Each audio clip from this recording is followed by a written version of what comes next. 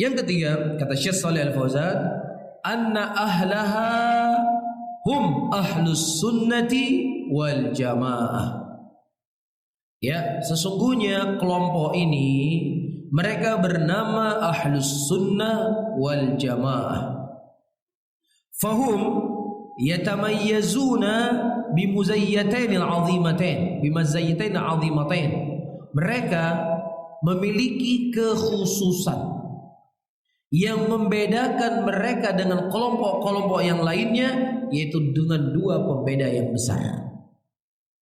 Dua perbedaan yang mendasar antara ahlus sunnah wal jamaah dengan yang bukan ahlus sunnah wal jamaah.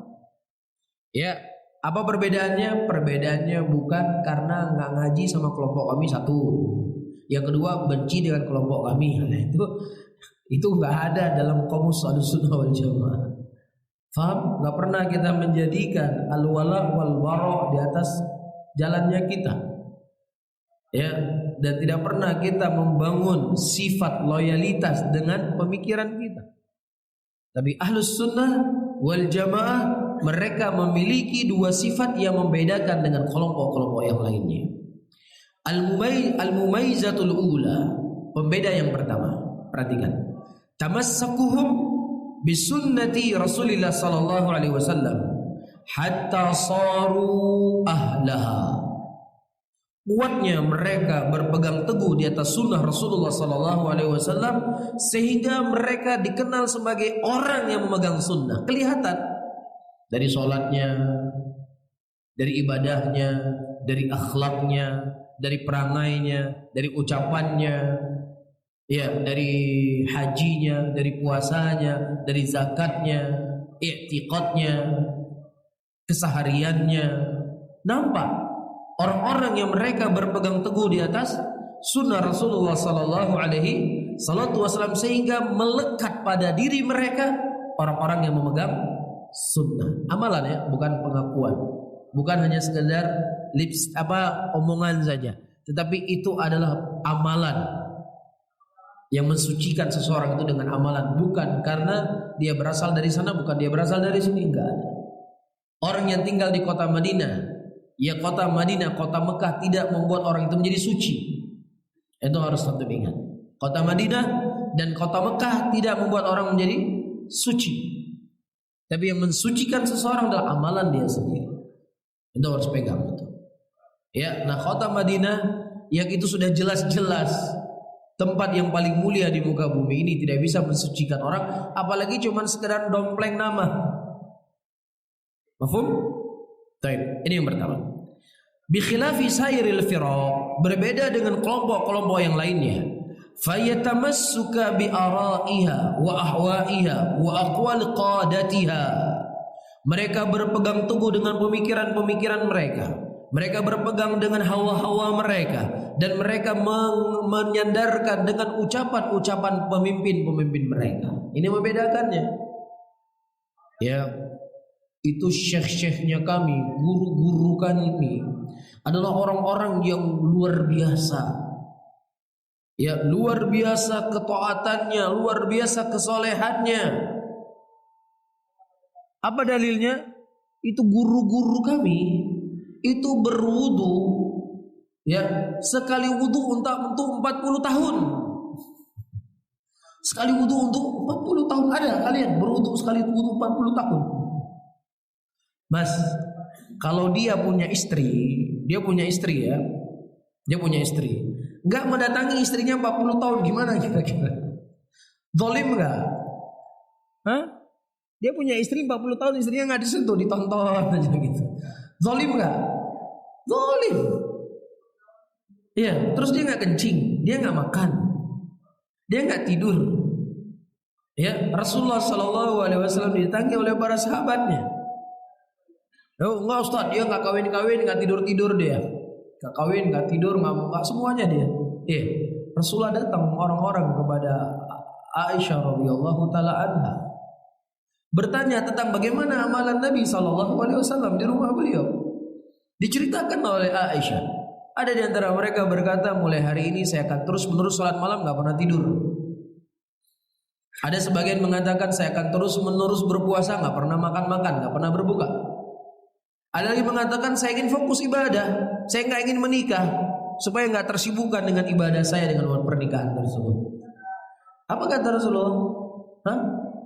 Nabi SAW marah besar dan beliau mengatakan man raghiba an sunnati falaysa minni. Barang siapa yang seseorang benci dengan sunnahku, dia bukan dari golonganku. Saya sholat malam, saya tidur. Saya puasa, saya berbuka. Saya ibadah, saya menikah. Jadi gimana 40 tahun gak tidur-tidur, gak makan-makan, gak kencing-kencing, gak beol-beol. Nabi saja kencing, Nabi saja beol. Berarti apa? Ya, sesuatu yang kamu banggakan, sesuatu yang kamu jadikan mumaizah, kelebihan, justru dalam pandangan Islam, dalam pandangan sunnah itu bukan kelebihan, Mas. Itu kekurangan. Kekurangan itu bukan kelebihan. 40 tahun gak tidur-tidur, gila sudah orang. Gila gak? Gila sudah. Gak tidur, gak kencing, gak beol. Mafhum di sini? Nah, ini mumaizah yang ada pada diri mereka. Mumaizah yang tidak dianggap mumaizah dalam syariat. Ya, tetapi sesuatu yang itu bentuknya mumaizah, berpegang teguh di atas sunnah Rasulullah SAW, tidak dianggap mumaizah. Karena kalau mau hafal Quran, hafal hadis, Abu Lahab pun hafal Quran, hafal hadis. Jadi itu bukan kelebihan.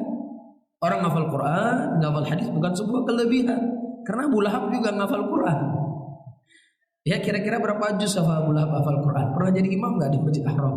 Imami jadi hafal baca Quran juz ke-7 misalnya. Tetapi yang dianggap sebagai mumaizah itu wali-wali kami. Ya, ketika datang tsunami, itu dia bisa menahan tsunami itu, dia tahan. Jadi ketika dia berjalan dari Banda Aceh menuju ke Melabu, itu tongkat dia yang kena garis tongkat dia berarti aman dari tsunami. Yang nggak kena tongkat dia, baru itu kena tsunami itu. Ini mumaizahnya. Ya, itu kuburan wali-wali kami. Ketika terjadi tsunami diangkat oleh Allah ke langit sana. Ke tempat siapa diangkat ke langit? Kira-kira ke tempat siapa? Ke tempat, kata dia, ketika jenazah ini hancur diangkat ke langit. Ke siapa diangkat ke langit sana kira-kira? Ke tempat siapa? Ke tempat siapa diangkat ke langit? Berarti kan ada sesuatu yang dia agungkan, zat yang ada di mana? Yang ada di langit sana. Ya, kalau seandainya gitu nggak usah bilang angkat ke langit lah, dibawa ke laut dulu misalnya, atau dibawa lari ke hutan dulu, ke gunung ujung sana. Kenapa harus ke langit? Karena memang di atas langit ada sesuatu zat yang diagung, yang diibadahi, yang disembah di sana. Mafhum di sini? Nah, inilah mumaizah buat mereka. Jadi tidak aneh dalam ceramahnya kosong dari Al-Quran, kosong dari Sunnah, yang ada apa? Cerita-cerita khurafat. Ini yang ada. Nah, ini yang mumaizahnya. Ya, hebat-hebatnya kalian hafal hadis, hebat-hebatnya kalian hafal Quran, belum ada satupun yang keramat. Walaupun guru-guru kami hafalnya nggak banyak, tapi banyak yang keramat. Ini mumaizah. Jelas ya? Nah, disinilah kita bisa membedakan mana mumaizah yang itu membedakan antara Ahlussunnah dengan bukan Ahlussunnah. Apa perbedaannya? Kuatnya mereka berpegang teguh di atas sunnah, bukan di atas mimpi, bukan di atas cerita khurafat, bukan di atas dongeng-dongeng, tapi di atas Al-Quran dan sunnah yang sudah jelas referensi di dalam Islam. Iya. Wa aqwalu qadatiha, dan yang sering mereka nukilkan dalam ucapan pemimpin-pemimpin mereka, tokoh-tokoh mereka. Di lisan mereka Syekh fulan itu toh. Adapun dalam sunnah qala Allah wa qala Rasul, qala Imam fulan. Setelah dia menyebutkan dalil dari Al-Quran, setelah dia menyebutkan dalil dari sunnah, Imam Syafi'i dengan hadis ini beliau mengambil hukum ini. Imam Ahmad dengan hadis ini beliau mengambil hukum ini. Imam Malik dengan hadis ini beliau mengambil hukum ini. Apa yang dulu kita nukilkan? Hadisnya Rasulullah. Apa yang dulu kita nukilkan? Dengan ayat ini Imam Malik berkata demikian, dengan ayat ini Imam Syafi'i berkata demikian, dengan ayat ini Imam Ahmad berkata demikian. Jelas? Jadi apa yang kita depankan? Al-Quran dan Sunnah. Bagaimana para ulama memahami Al-Quran dan Sunnah tersebut? Jelas? Baik.